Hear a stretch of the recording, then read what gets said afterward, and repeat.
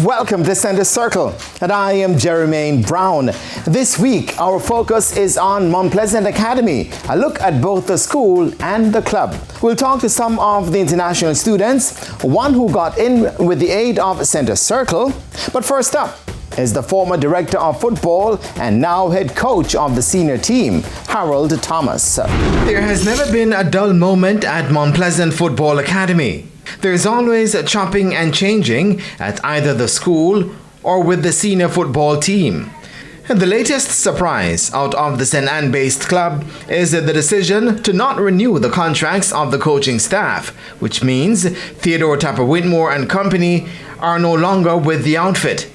Weeks later, there has not been a reason given for the decision, especially seeing that the team under Whitmore contested 2 Premier League finals, including winning in 2023. But moving up like the Jeffersons to pick up where Whitmore left off is the director of football, Harold Thomas, who will move over from the school after 1 year in charge. A step up, you'd say? It's a step. I leave it at that, because the academy is a substantial amount of responsibility as well. And it's something that we really dived into and loved it,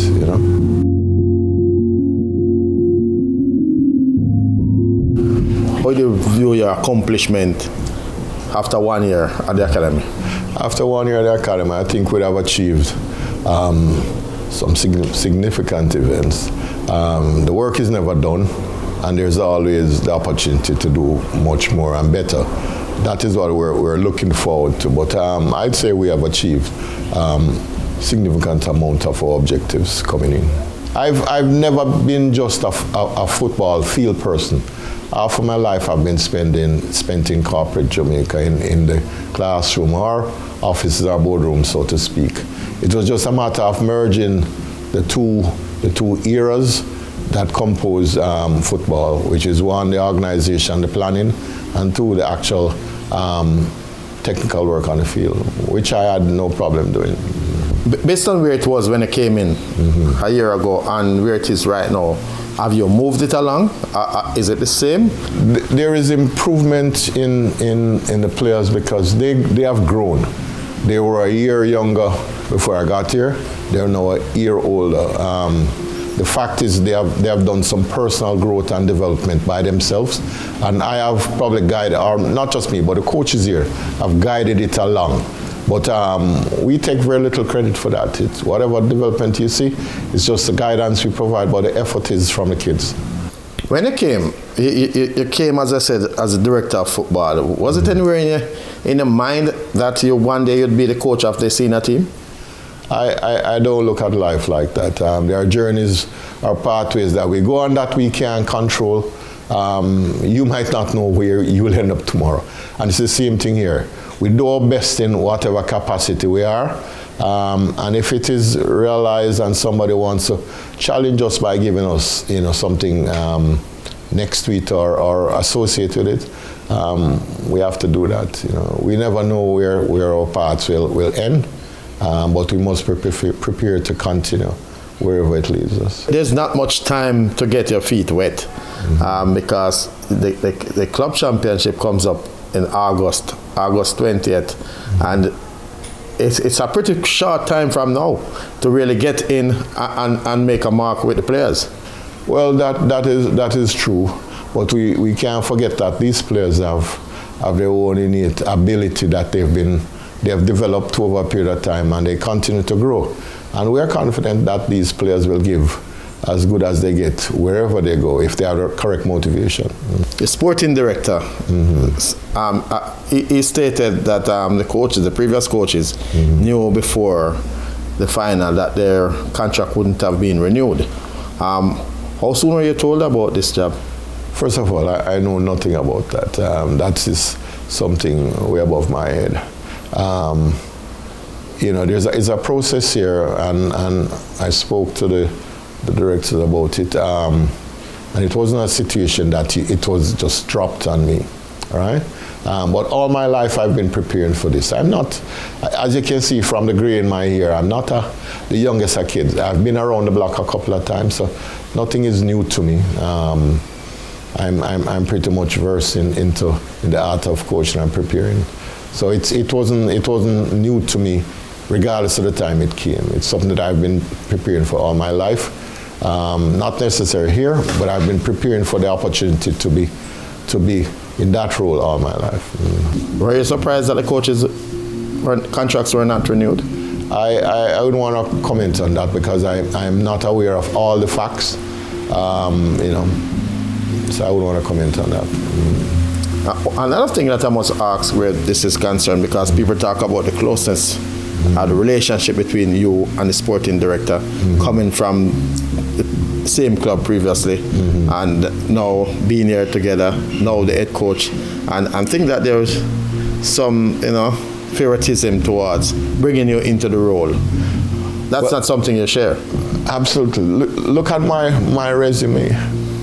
My resume is, if people feel I've gotten jobs because of my association with people, I've known you for 20 years. I've known a number of people. Everybody in football in Jamaica I've known.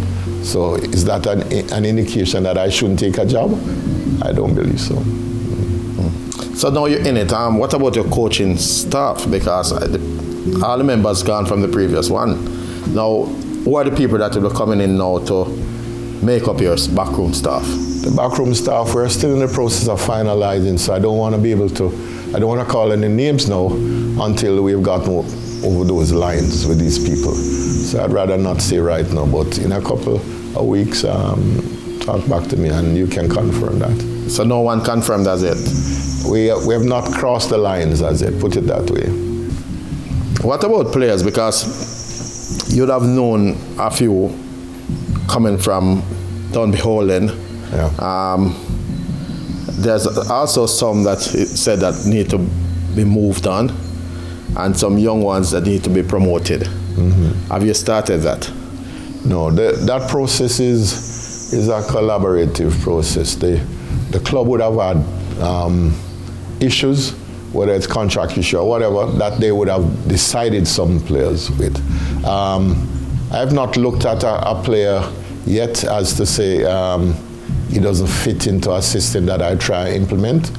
But what I do know is that there are tremendous amount of talent coming from the academy, and we have to try and find a way to integrate that into the senior team.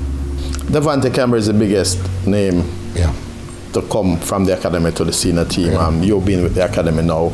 What about the transition where that is gone? Do you see players now in the academy that can make that transition? Dev is a tremendous talent that don't come along every day. That is a given. Can I tell you that we have another Dev there? I'd rather show you in a couple months if it's possible. But I don't want to put that pressure on some of these kids to compare them with Devante Campbell at this stage. Where do you see Mount Pleasant going now under your watch? I see Mount Pleasant continuing the progress that they have made. It's a process that will continue whether I'm here or not. My job right now is to enhance that development, to ensure that the first team meets all its objective and that the academy gets the opportunity to showcase some of the many talents that are here.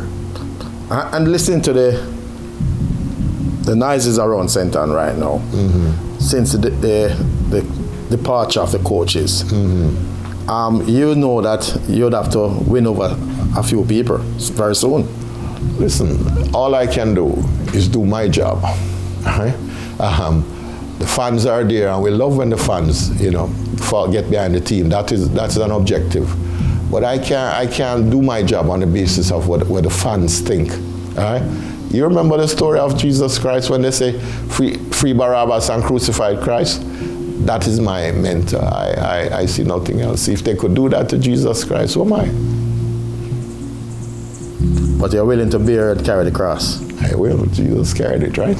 After the break, it's not only Jamaicans who are at Mount Pleasant Academy.